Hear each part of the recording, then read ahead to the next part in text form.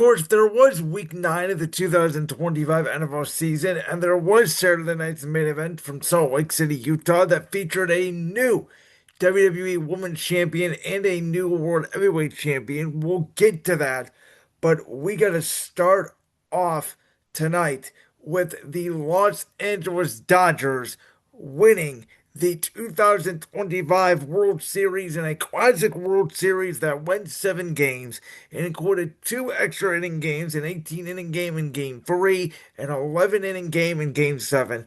Off a Bo Bichette 3 run homer in the bottom of the third inning, that the Toronto Blue Jays had scored to go 3-0 off the great Shohei Ohtani, which I said after Game 3, after a guy goes 9 for 9 on base um, in a game that he deserves to be the MVP. Well, that was until game 6 happened and Yoshi Yamamoto pitched over 100 pitches, another gem of a ball game to get it to game 7. And then he comes out in extra innings, pitches another 40 pitches in game 7.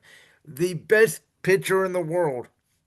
And the bottom line is, there were so many close plays in this game. There were so many times, obviously, throughout the series, where Toronto would get thrown at the plate or the Blue Jays would make a key pitch. And this World Series was not about payroll, and the Dodgers are this greatest team ever. And, they ran through the Phillies in the NLDS and they swept the Brewers in the NLCS. Well, guess what? The Blue Jays were a hell of a good baseball team, man. I mean, they proved it. They never backed down. They had the power the Dodgers had. They had the starting pitching the Dodgers had. They had the bullpen the Dodgers have. When you play a grand total of 7 innings in a regular baseball game, it is 63 innings in a series. You add on to that 9 extra innings plus 2 extra innings, and you get a grand total of 74 innings played in this World Series. Every single one of those innings on the Dodgers side, by the way, was caught by catcher Will Smith. And when you play 74 innings in a series, it is just whoever makes the last play. And Teoscar Hernandez, with not only the home run in the ninth inning, from his seat of his pants in extra innings to get the runner out in the 10th inning, to get it to go to the 11th, for Will Smith to then hit the home run off Shane Bieber, for then the great Yoshi Yamamoto, who again the night before had pitched over 100 innings, turned back the clock like a Sandy Koufax back in the day when pitchers would pitch 100 innings and go a couple of days later and do it again. The best pitcher in the world in this series was not Shohei Ohtani. And the Dodgers used all 5 of their starting rotation pitchers in Game 7. Started with Ohtani, then they went to Glasnow, then they went to Snell. They obviously then go to Yamamoto. At one point, Clayton Kershaw was up in the bullpen in the 11th inning. It took a double play ball and a ground out from Kirk on a broken bat, which, if that got through, we could have been playing to 12 or 13 innings. A great play by Mookie Betts, who transitioned from right field to shortstop this year. Not only that, but obviously Yasaki transitions from the starting role to the bullpen. You had Clayton Kershaw in the postseason transition from the starting role to the bullpen. And that's the thing about the Dodgers. Not only that, but they bring in Ethan Pages in the ninth inning to make that incredible play where he jumps over the off fielder who could not see the ball and he goes up and gets it and saves the game. Otherwise, after that Teoscar Hernandez home run, I think the Blue Jays are walking it off in the bottom of the ninth. And when you have two teams that are, again, that even in a series, it's not about payroll. It really comes down to just better pitching beats great inning, and sometimes luck is involved. And Dave Roberts made one better move than John Schneider. And for the Blue Jays, who really for their fan base felt like this was the team of destiny, they came back down 2-1. We all thought the series was dead. They ended up winning the next 2 games, mostly in convincing fashion in game 4 and 5 to go up 3-2. They had 2 games in their home building to put it away. They could not do it. And you look at this World Series now. The Dodgers won game 2 on the road. The Blue Jays winning game 4 and game 5 on the road. The Dodgers winning game 6 and game 7 on the road. So 5 out of the 7 games in this series were won by the road team. And it was just, I mean, I talked about this the other day before we even got to game 6. I was saying, if we get to 7 games, think about the historic moments that are going to take place in this World Series. The Grand Slam 9 inning run game in game 1 for the Blue Jays. The Yoshi Yamamoto complete game in game 2. The 18 inning game in game 3. Game 5, the Blue Jays going back to back with Schneider, and I believe Guerrero to lead off. First time ever, back to back home runs to lead off a World Series game. The dominating performance by Yonemuto once again in game 6.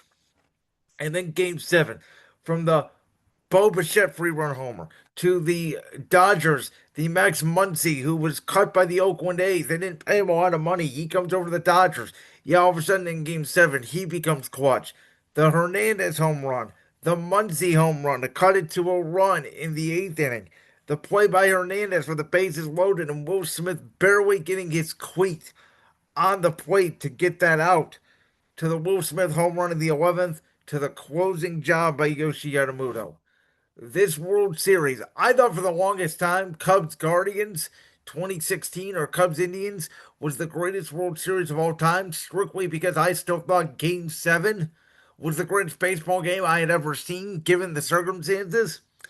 I'm a Cleveland Indians/Guardians fan. You guys know that. Saturday night was the best World Series game I've ever seen.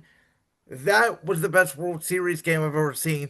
And between the Cubs, Indians, and Dodgers, Blue Jays, those two World Series for me, it's not even close. And baseball needed this after, Braves, Astros was kind of an forgettable series. Astros, Phillies was kind of forgettable. Rangers, Diamondbacks, definitely forgettable. Dodgers, Yankees, for the most part, there were some moments, but it was a 5 game forgettable series. Baseball needed this, and it capped off just an incredible baseball season. And those of you that are saying, oh my God, this means there's definitely going to be a lockout, goodbye, baseball. I don't think that's going to be the case. I don't find the Dodgers hateable. I don't think the Dodgers are the evil empire. They don't have players that you can hate. How can you hate Shohei Ohtani? He pitches and he hits. I mean, he's the best baseball player alive. Yoshi Yamamoto, another great story coming over from Japan. Yasaki, another great story. Freddie Freeman's a great guy.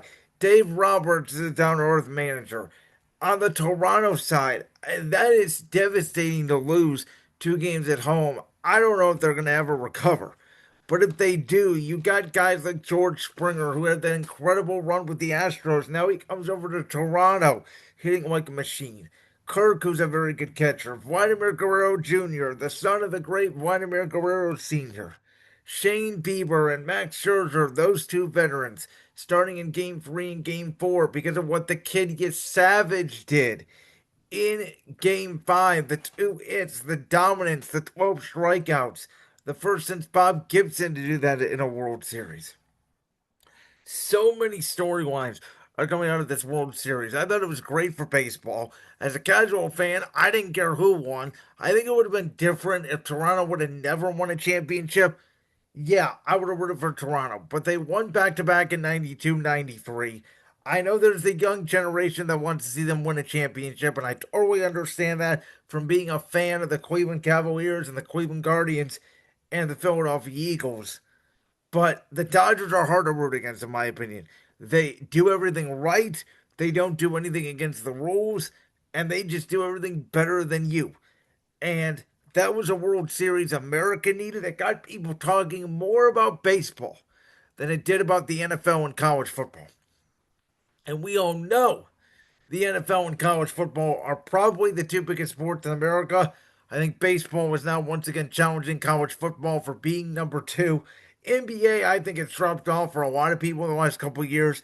I've talked about it. I think the 3 point shot has done a lot of damage with the constant freeze and no defense in the regular season. I think it's turned a lot of people away from basketball. This was intensity. This was good players.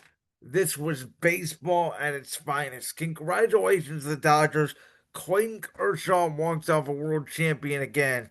It's so big today that instead of week 9 of the NFL, we're kicking off the show with baseball in the World Series because I was absolutely mesmerized. This happened about 72 hours ago, and I still can't get over it. Like that clip from the Brands World podcast? If so, make sure you go down there and hit that subscribe button. While you're down there hitting the subscribe button, make sure to also hit the notification bell so you never miss another upload. And make sure you check out all the other clips from the Brands World podcast right here on YouTube.